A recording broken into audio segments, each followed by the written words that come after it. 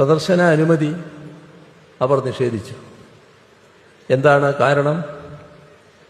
Beef എന്നാൽ അവർക്ക് ഒരർത്ഥമേ ഉള്ളൂ.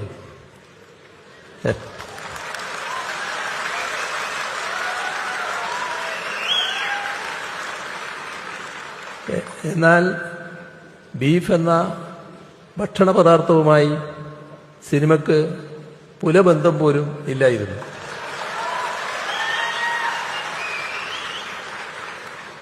സ്പാനിഷ് ജനപ്രിയ സംഗീതമായ ഹിപ്പ് ഹോപ്പ്, ആ ഹിപ്പ് ഹോപ്പുമായി ബന്ധപ്പെട്ട സിനിമയായിരുന്നു അത്. ഹിപ്പ് ഹോപ്പ് സംഗീത സംസ്കാരത്തിൽ ബീഫ് എന്നാൽ അർത്ഥം പോരാട്ടം, കലഹം എന്നൊക്കെയാണ്. ഇത് തിരിച്ചറിയാതെ ബീഫ് എന്ന് കേട്ടയുടൻ ഇവിടുത്തെ ബീഫാണ് എന്ന് കണക്കാക്കി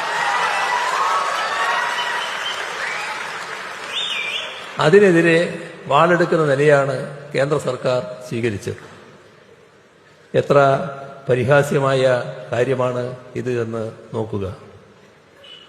ഒടുവിൽ തങ്ങൾ ഉദ്ദേശിക്കുന്ന ബീഫല്ല ഇതെന്ന് മനസ്സിലായപ്പോഴാണ് അതുൾപ്പെടെയുള്ള സിനിമകൾക്ക് പ്രദർശന അനുമതി നൽകുന്നത്.